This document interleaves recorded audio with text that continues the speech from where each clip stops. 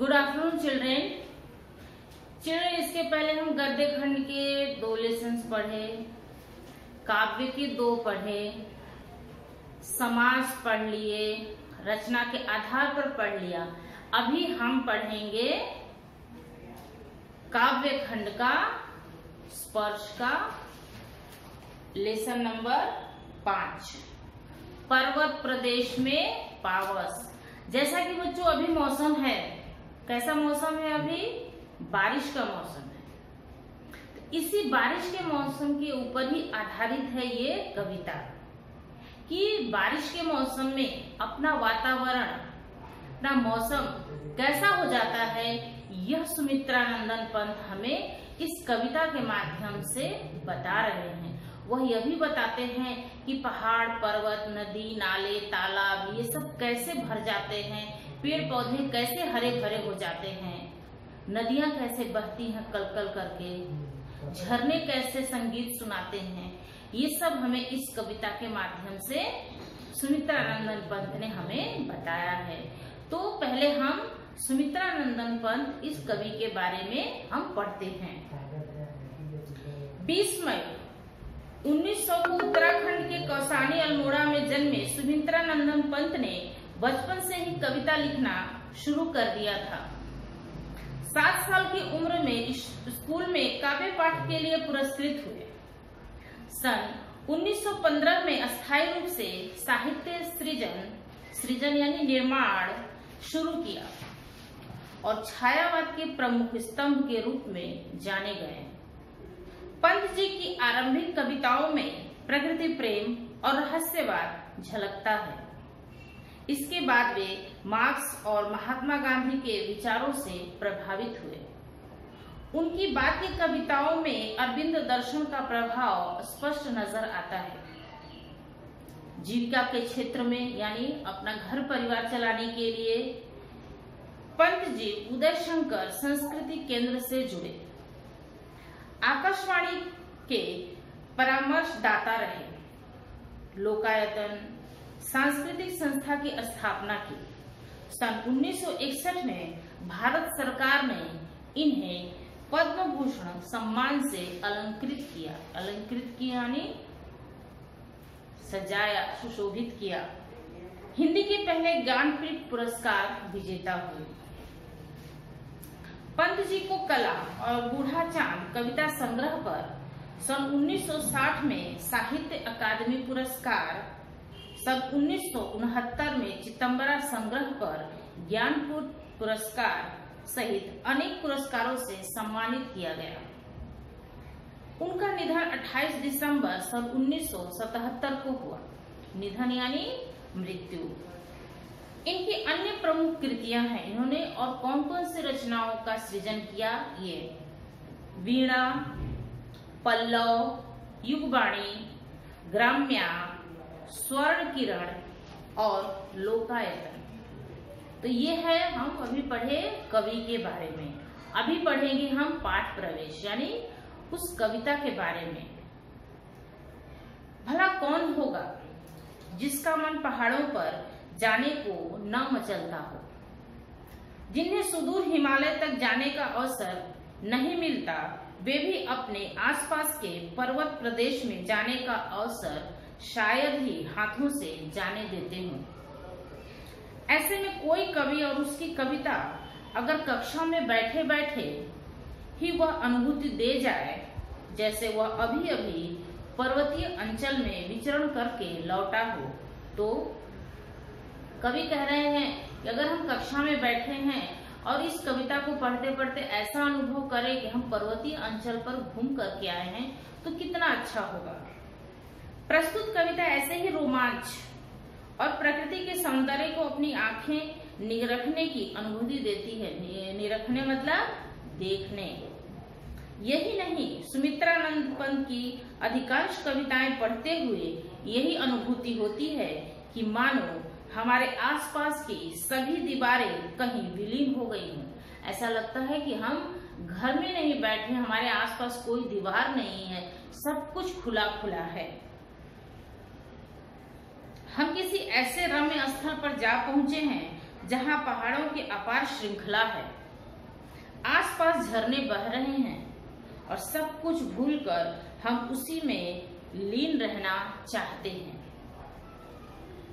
महाप्राण निराला ने भी कहा था, पंत जी में सबसे जबरदस्त कौशल है वह है शैली। शैली मतलब उनका काम करने का तरीका, उनका लिखने का तरीका की तरह अपने विषय को अनेक उपमाओं से संवार कर, उपमा यानी तुलना करना किसी चीज की, संवार कर मधुर से मधुर और कोमल से कोमल कर देना। तो सुमित्रानंदन पन्त अपनी कविताओं में उपमाओं का बहुत ज्यादा प्रयोग करते हैं, तुलना करते हैं किसी चीज की। हर निर्जीव चीज को भी वो सजीव करके बताते हैं। निर्जीव मतलब जिसमें जान नहीं है, सजीव जिसमें जान है। तो हर निर्जीव चीज को सजीव करके हम पाठकों के सामने प्रस्तुत करते हैं। तो आइए हम अब देखते हैं पर्वत प्रदेश में पावस। पावस ऋतु थी, पर्वत प्रदेश, पल पल परिवर्तित प्रकृति वेश, मेखलाकार पर्वत अपार, अपने सहस्त्र दृग सुमन फाड़, अवलोक रहा है बार बार, नीचे जल में निज महाकार। पावस ऋतु यानी बारिश का मौसम। पर्वत प्रदेश, पर्वत के देश में, पल पल प्रतिक्षण, परिवर्तित परिवर्तन, प्रकृति वेश प्रकृति का रूप, मेखलाकार करघनी के आकार की पर्वत की ढलान। करघनी क्या होता है? ऐसे ऊपर नीचे होता है, ऐसे फिर ऊपर फिर नीचे फिर ऊपर फिर नीचे, ऐसे इसको बोलते हैं करघनी के आकार के पहाड़ की ढलान। मेखलाकार का अर्थ ये है। अपार मतलब विशाल। अपने सहस्र, सहस्र में हजारों, दृग आंखें, सुमन फूल, फाड़ खोलकर,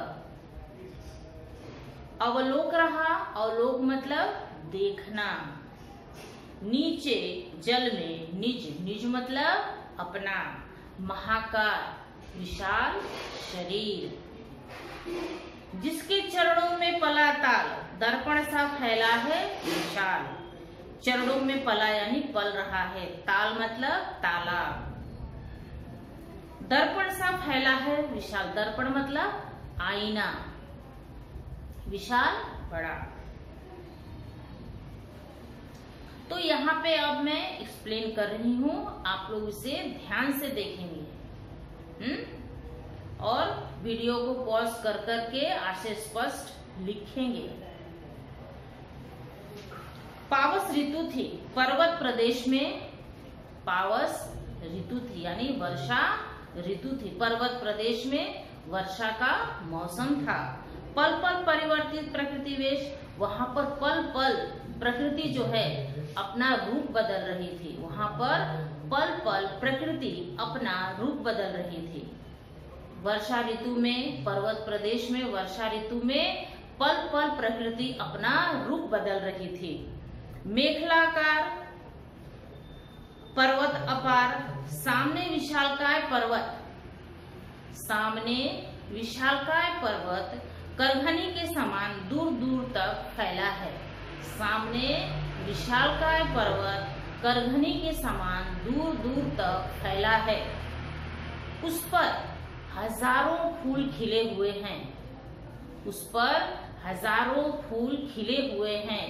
वे फूल मानो ऐसे लग रहे हैं कि पर्वतों की आंखें हैं।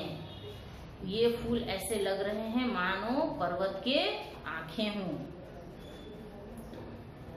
अवलोक रहा है बार बार नीचे जल में निज महाकार, वह उन्हीं आंखों से ऐसा लग रहा है कि वह उन्हीं आंखों से नीचे जल जो बह रहा है, जो पानी बह रहा है, उस जल में अपने विशाल शरीर को बार बार देख रहा है।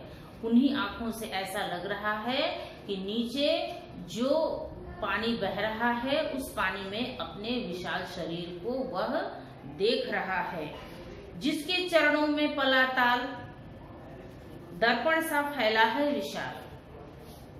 जिसके चरणों में यानी जिसके नीचे, चरणों यानी पर्वत के ढलान के नीचे वहां पे तालाब है, वह ऐसा लग रहा है कि चारों तरफ दर्पण फैला हुआ है यानी आईना फैला हुआ है। जो पर्वत के नीचे तालाब बना हुआ है, दूर से देखने पर ऐसा लग रहा है कि चारों तरफ जो है वो दर्पण फैला हुआ है, आईना फैला हुआ है। गिरी का गौरव गा गाकर, गिरी का गौरव गाकर झरझर मद में नस नस उत्तेजित कर मोती की लड़ियों से सुंदर झरते हैं झाग भरे निर्झर।